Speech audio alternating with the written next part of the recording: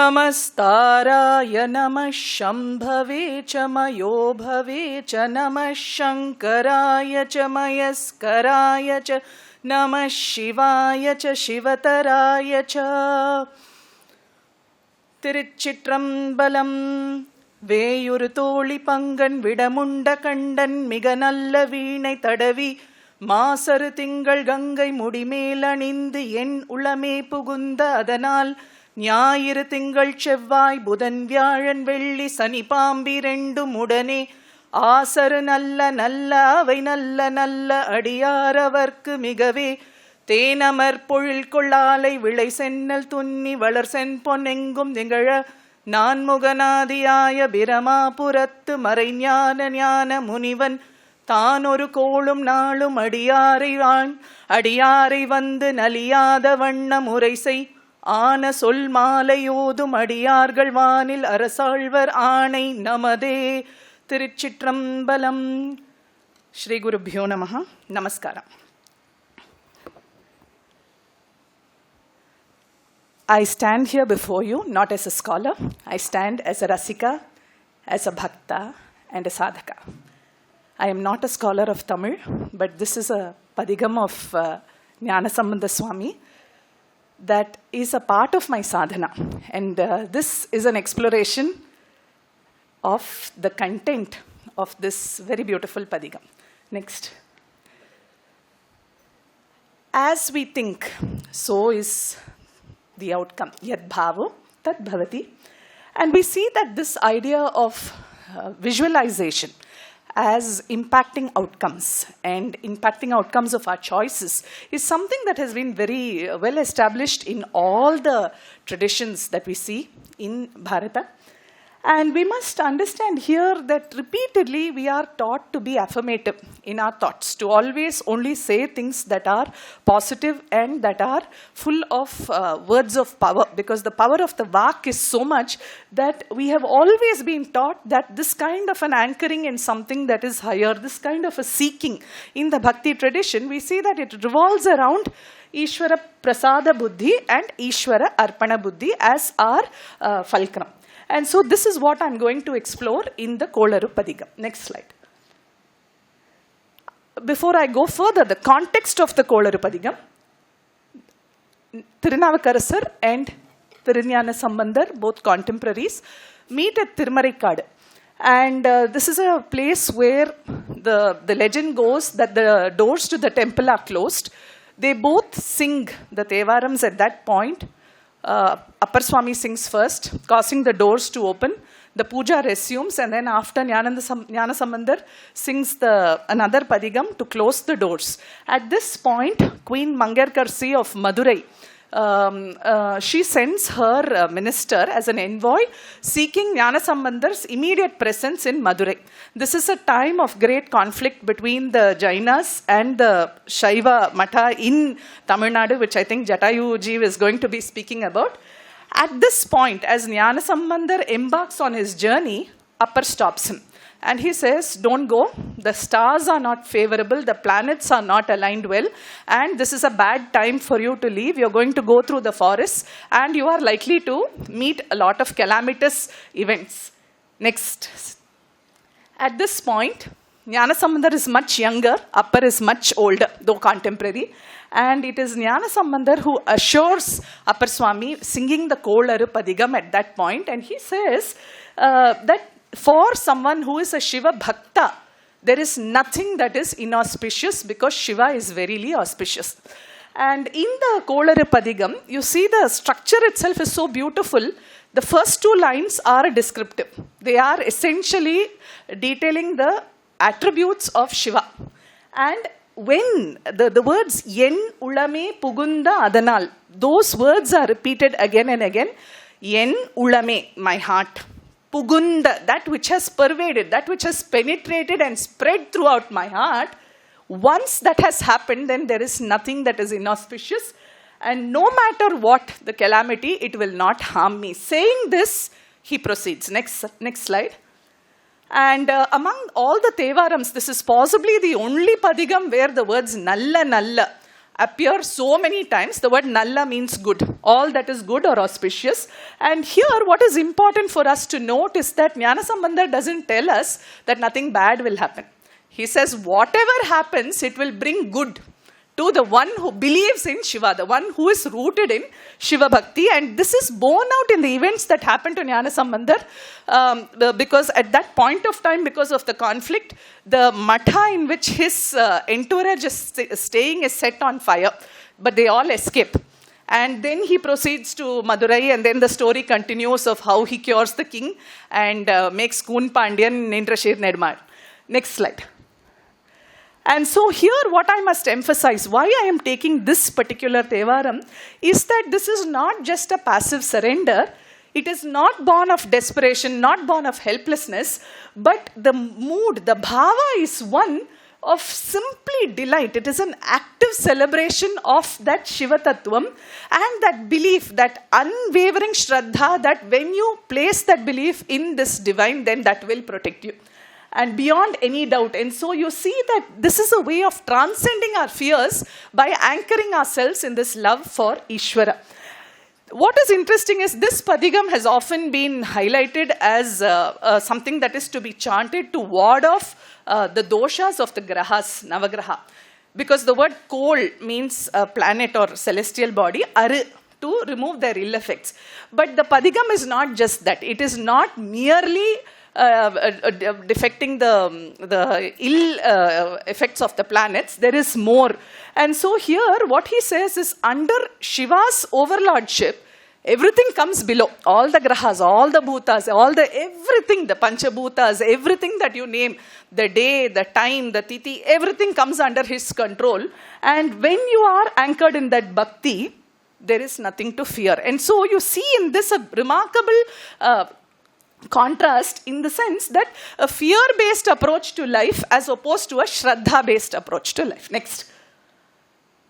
See here, what I am also linking to is this Padigam itself is a model of Dhyānam. As the Yoga Sutra says, Desha bandhaha chittasya dharana tatra pratyaya ekatanata Dhyānam tadeva arthamatra nirbhasa Swarupa Shunyam Iva Samadhi.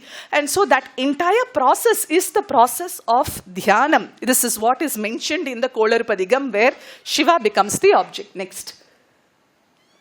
We see that here, my teacher, our Acharya, Sri Krishnamacharya, he says that the process of Dhyānam is one of Dhyeya Akara Akash, Avesha, where the object that you have chosen for your Dhyānam simply overpowers the mind, and it transmits all its attributes to the mind of the meditator. This is why in Dhyānam, he says a Shubha Ashraya is needed, and there is nothing that is more Shubha than Ishvara. Next.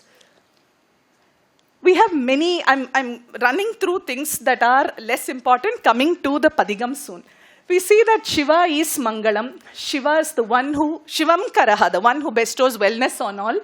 Ashesha Kalyana Nidhi, he is the repository of all manner of Kalyana Guna. And so therefore the ideal Dhyeya Vastu. Next.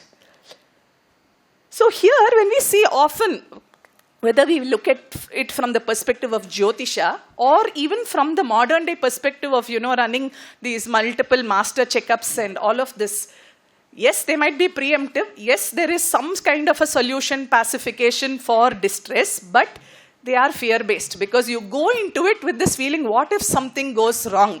Which means we are already creating a negative ashraya.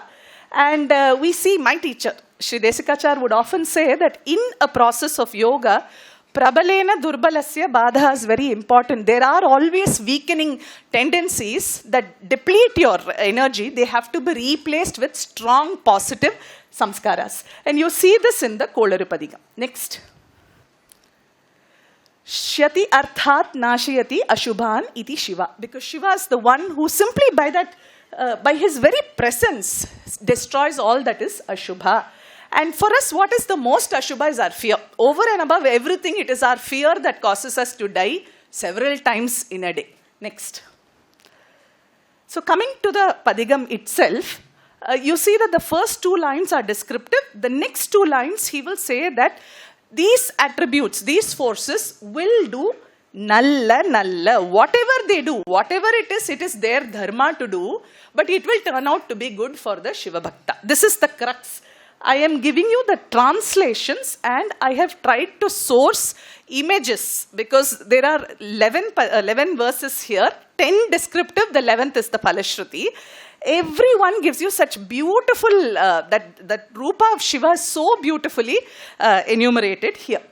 The first, Veyuru Tholi Pangan, Vidam Unda Kandan, Miga Nalla Veenai Tadavi. Shiva with the poison we know. Shiva playing the veena. When does he play the veena? At the time of Pralaya. And Veyuru Tholi Pangan, unfortunately I couldn't find this image. It is an Ardhanari Shiva playing the veena at the time of Pralaya. That has entered, that vision has entered my heart, and therefore the planets cannot do anything because they are devoid of flaws. In the presence of that Shiva, they will bring good to the Shiva Bhakta. Next. Here, Shiva is described in his form as the with the garland of skulls, bones, everything that is abhorrent, disgusting to us, that is accepted by Shiva. So he is that god of extremes, the one who accepts everything as his own.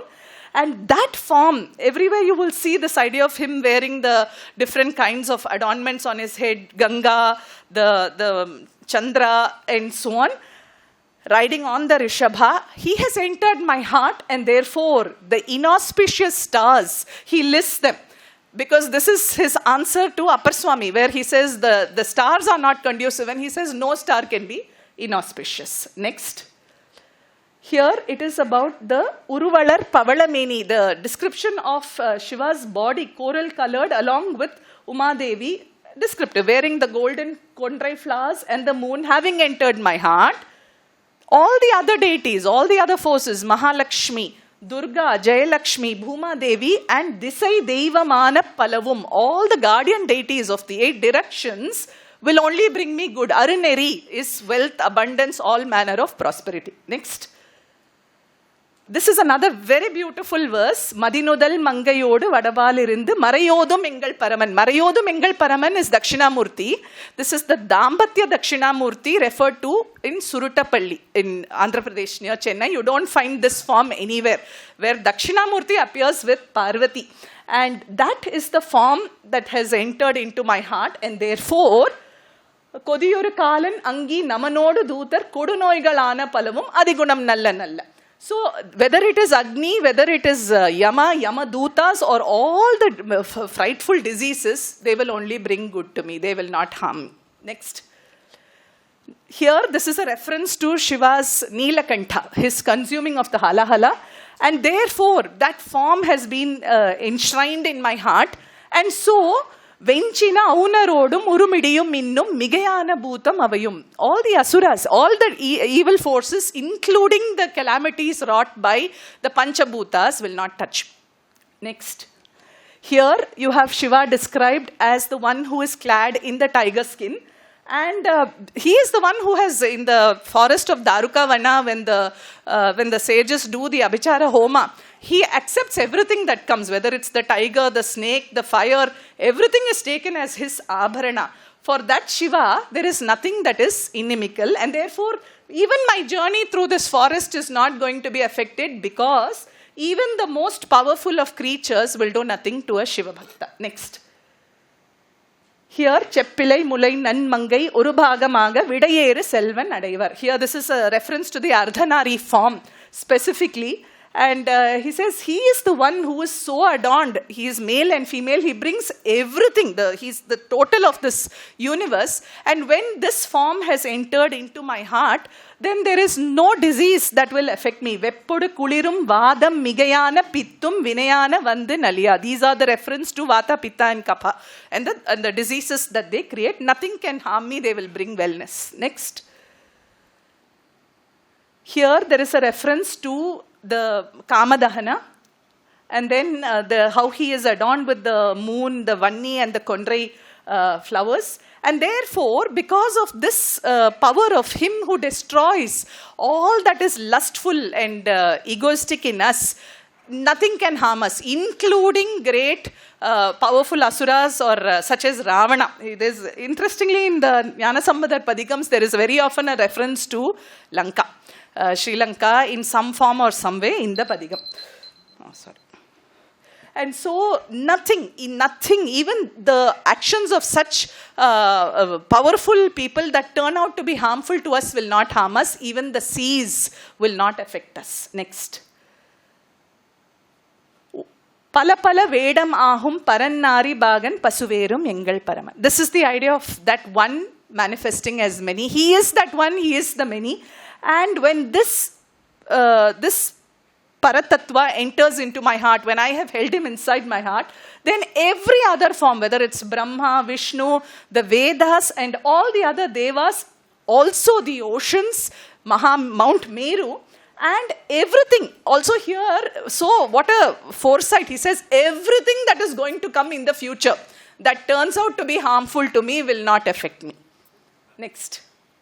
Just a few more verses. Here, this is a reference, very beautiful verse again, Kottalar Kuzhali, where Parvati is referred to the one as the one who has just tied up her hair in a little knot with decorated with flowers. And so the reference is to the Kirata Arjuniyam episode, where Shiva appears as Kirata and gives Arjuna the Pashpatastra. And Shiva and Parvati come together. And when that form of Shiva and Parvati enters into my heart, in the context of the Pashupatastra, he says, Puttaroda amanevadil ayivikku mannan Thirunīra semmai tidame. That Thirunīra is the Vibhuti, the Bhasma of Shiva. With that I proceed. With that in my heart, in my hands I proceed. Whatever these people who are conflicting me, nothing is going to affect me. With those words he will proceed. Next. This is the Phalashruti. Thenamar Polil Kollalai Vilai Chennal Tunni Valar Sempon Engum Tigala Nanmuganadiyaya Biramapurathu Marai Jnana Munivan. This is a reference to him. Born in the city of Sirgari, known as Brahmapuram, where Brahma worshipped Shiva. It is believed to be one of the only places that survived Pralaya. It is supposed to have floated. In fact, that is stated in Thodudeya Seviyan, the very first Padigam Devaram sung by Jnānasambandar. And very beautifully he says, this is a place that is filled with paddy, sugarcane, and the bees are humming around. What a beautiful reference to the ecosystem that was prevailing in the time when the kings who ruled were dharmic. And he says, I proclaim, he says, this is Anai Namade. Anai is order. And he says, I command, that power of my Shiva Bhakti is such that I command that there is nothing. தானொரு கோளும் நாளும் அடியாரை வந்து நலியாத வண்ணம் உரைசை ஆன சொல் மாலையோதும் அடியார்கள் வானில் அரசாழ்வர் ஆனை நமதே. This is my proclamation that the one who odum means the one who recites, but it's not just reciting here, because it says yen ulame puguntha. It has to go in. You have to be immersed in that. And when your mind is just suffused with that form, then nothing can affect you. This is my order, he says. So what a powerful statement that comes from Jnānasambandar. Next slide. And so in conclusion, this is the point that I wanted to share from my experience of the Kolarupathigam is that replacement, that when our object, the Saguṇa Dhyānam, the Dhyaya is Ishvara. Ishvara with the Sarva Kalyana Guna. Then at that same time, because the mind has transformed to such a state of strength, of resilience, of endurance, of acceptance, of aligning with Ishvara's truth, then there is nothing else. Upadrava śamanam, there is nothing that we have to worry about. The path will open. You just have to walk immersed in Shiva Bhakti. Sarvam Shivamayam Tiruchitrambalam Shiva Chidambaram. Namaskar.